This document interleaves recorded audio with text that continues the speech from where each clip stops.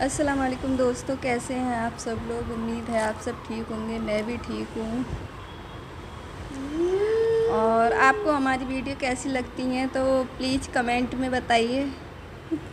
आली मटो, अगर आपको हमारी वीडियो अच्छी लगती हो तो लाइक करें, शेयर करें, सब्सक्राइब करें।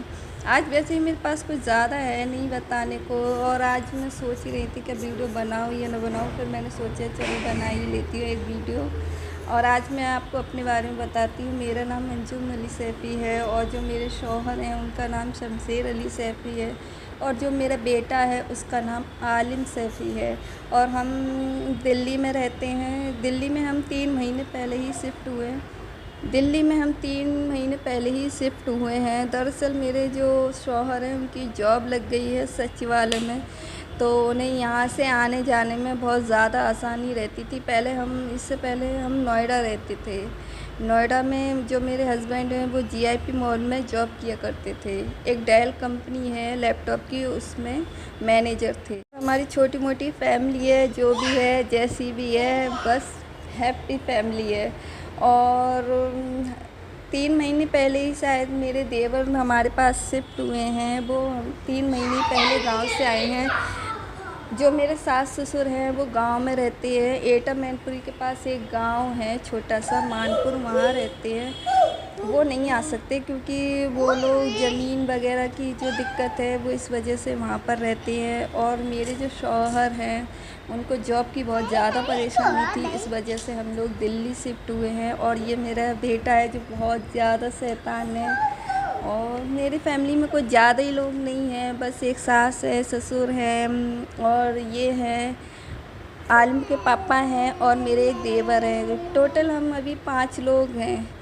अब देवर की शादी हो जाएगी तो शायद हम 6 हो जाएंगे। इससे ज़्यादा बड़ी फैमिली हमारी है नहीं है।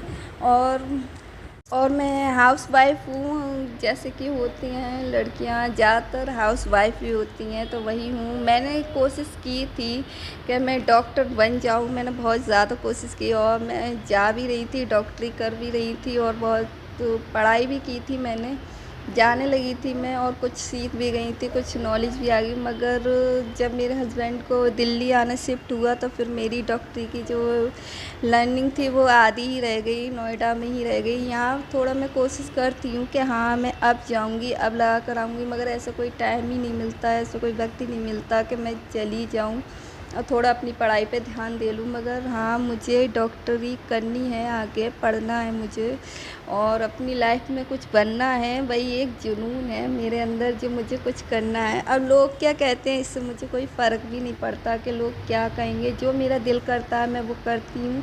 लोगों की मुझे सुनना नहीं आता, और ये मेरी सबसे बुरी आदत है कि मैं किसी की सुनती नहीं हूँ, सिवाय अपने हस्बैंड के। हाँ, मैं उनकी बहुत सुनती हूँ, वो मेरी बहुत सुनते हैं, और हम दोनों एक दूसरे की इज्जत करते हैं, एक दूसरे को समझते हैं। आज वही है जो मेरा और उनका रिश्ता इतना मजबूत हो गया है। जब हम दोनों की शुरू शुरू में शादी हुई थी तो हमें लगता था शायद हम लोग एक दूसरे के साथ रह ही नहीं पाएंगे, इतना ज़्यादा झगड़ा होता था हम लोगों के बीच। कभी हम लोग एक दूसरे को समझ ही नहीं पाते थे कि क्या चल रहा है। इनकी जॉब भी नहीं लगी थी जब अच्छी सी, तो मुझे कुछ समझ में नहीं आता था। मैं कहती पता नहीं कहाँ मेरी शादी हो गई, और उन्हें भी ये लगता पता नहीं किससे मेरी शादी हो गई। तो 3 साल तक हम लोगों में बहुत ज़्यादा लड़ाई, बहुत ज़्यादा मतलब एक दूसरे को ना समझने की कोशिश बहुत ज़्यादा रही थी। फिर एक बार मेरे हस्बैंड ने कहा था कि चलो हम थोड़ा थोड़ा एक दूसरे की फीलिंग समझने की कोशिश करते हैं, कुछ तुम अपनी मुझे बताओ, कुछ मैं अपनी तुम्हें बताऊं। तो धीरे धीरे ऐसा हुआ कि फाइनली हम एक दूसरे की आदतें, फीलिंग समझने लगे। मुझे नहीं पता था मतलब वो उनमें इतने टैलेंट है, इतने अच्छे हैं। जब मेरी शादी हुई थी तो मुझे उनकी कोई भी आदत पसंद नहीं थी, और वो कहते थे कि थोड़ा मुझे समझो समझो, मगर मुझे ऐसा लगता था कि शायद मैं उन्हें कभी समझ ही नहीं पाऊँगी, और वो मुझे समझ ही नहीं पाएंगे। शायद हम लोगों का गलत जोड़ा मिल गया है, मगर ऐसा कुछ नहीं था। मैं ये कहना चाहूँगी कि शुरू की जो हमारी लाइफ होती है ना, जो शादी के 3 साल तक की जो लाइफ होती है उसमें ऐसा होता ही है। अक्सर नहीं है, मैरिज जो कपल होते हैं उनमें लड़ाई होती है, मगर मैं हर कपल से यही कहना चाहूँगी कि शादी के कम से कम आप 3 साल दे दो एक दूसरे को समझने को और एक दूसरे को समझो। अगर वो आपकी आदतें नहीं अपना पा रहे हैं तो आप उनकी आदतें अपना लो। यही मेरे जो शौहर हैं उनका फ़ॉर्मूला रहता है, क्योंकि उन्होंने मेरी बहुत सी आदतें अपनाई हैं, मैंने उनकी बहुत सी आदतें अपनाई हैं जो हम लोगों में कभी थी नहीं। वो अलग थे, मैं अलग थी। मुझे लगता था कि शायद हम दोनों एक दूसरे के लिए है ही नहीं है, नहीं वो मुझे कभी समझते हैं, मगर ऐसा कुछ नहीं है। खुदा जो करता है बहुत अच्छा करता है। और ये हमारी अरेंज मैरिज थी, तो इसलिए थोड़ा हमें समझने में बहुत ज़्यादा टाइम लगा। कम से कम हमें 3 साल लगे। फिर 3 साल के बाद हम इस रिश्ते को थोड़ा समझ पाए कि खुदा ने हमें किस लिए मिलाया है और क्यों मिलाया है। कहते हैं ना, जो जैसा होता है उसे खुदा वैसा ही देता है। जब मेरी शादी हुई थी तो मुझे नहीं पता था कि इनके अंदर इतनी स्किल्स है, इतनी अच्छी आदतें हैं और ये इतना दूर तक का भी सोच सकते हैं। मैं सोच रही थी कि यार मेरी शादी एक गाँव के लड़के से हो गई है, तो थोड़ा मुझे इस बात का अजीब सा लगता था, क्योंकि मेरी जो परवरिश हुई थी वो शहर में ही हुई थी। छोटा-मोटा शहर था, मगर हाँ, मैं जैसी भी थी अपने आप में मतलब अच्छी थी। पढ़ाई भी मैंने अच्छी की थी, बीए करी थी, अच्छी ग्रेजुकेशन है और सब कुछ मुझे बहुत अच्छा। जब मुझे पता चला मेरी शादी थोड़ी गाँव में हो रही है तो थोड़ा मुझे बहुत बुरा सा लगा था। और मैं सोचती थी यार ये गाँव के लड़के हैं, ये क्या समझेंगे, ये क्या करेंगे, मगर ऐसा कुछ भी नहीं है। मुझे लगता है कि शहर के लड़कों से ज़्यादा गाँव के लड़के बहुत ज़्यादा मैच्योर होते हैं। वो हम लोगों की फीलिंग समझते हैं। जैसे कि हम लोगों को लगता है कई बार आपने देखा होगा, ऊपरी जो बनावट होती है वो यही है शहर के लड़कों में, सिर्फ़ ऊपरी बनावट होती है।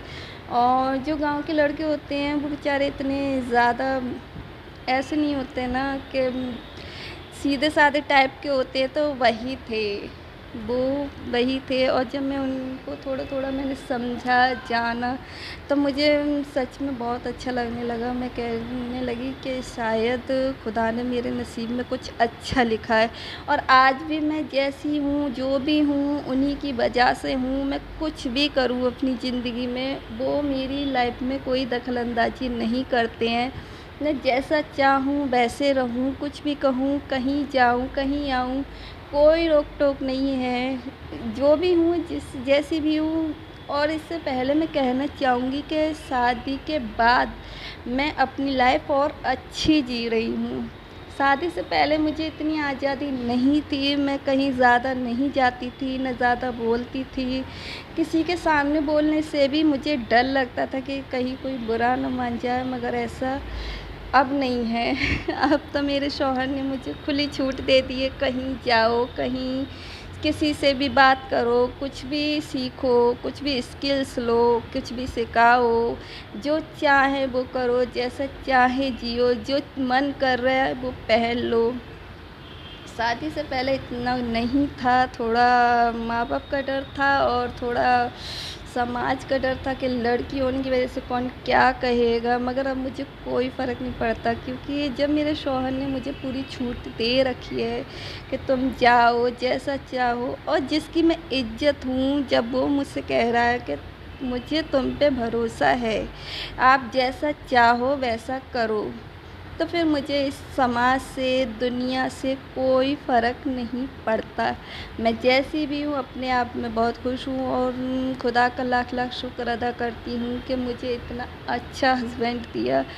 दरअसल मेरे ससुराल में सभी अच्छे हैं, मेरी सास भी अच्छी हैं, मेरे ससुर भी अच्छे हैं और जो मेरे देवर हैं वो भी बहुत ज़्यादा अच्छे हैं और जो मेरी 2 ननदें हैं वो भी बहुत ज़्यादा स्वीट हैं। वो मुझे कोई रोक-टोक नहीं लगाती हैं, जैसे और ननदें होती हैं वैसा कुछ नहीं है। बहुत सीधे-साधे लोग हैं, मतलब जैसा हम सोचते हैं ना कि सास ऐसी होंगी, ससुर ऐसे होंगे, देवर ऐसे होंगे, ननद ऐसा कुछ भी नहीं है। हाँ, मगर शुरू-शुरू में मुझे थोड़ा उन लोगों को समझने में थोड़ा टाइम लगा था। उन लोगों को मुझे समझने में लगा था, मुझे उनको समझने में लगा था। मगर अब हम सब एक-दूसरे की अच्छे से फीलिंग समझने लगे हैं और हम एक-दूसरे को जानने लगे हैं, तो थोड़ा हमें एक-दूसरे को समझने का मौका मिला है। तो सारी जो भी गलतफ़हमियाँ हैं वो सारी दूर हो गई हैं और मैं आके यहाँ रहती हूँ दिल्ली में। और जैसे चाहे जैसे रहती हूँ, मुझे कोई परेशान नहीं करता, कोई मुझसे ये नहीं कहता कि तुम ऐसे क्यों कर रही हो, तुम ऐसे क्यों जा रही हो, तुम कहाँ बैठ रही हो, क्यों ये कर रही हो, क्यों वो कर रही हो, मुझे कोई नहीं कुछ कहता। मैं कहना चाहती हूँ कि आप लोगों की कहना छोड़ दो कि लोग क्या कहेंगे, क्या सोचेंगे।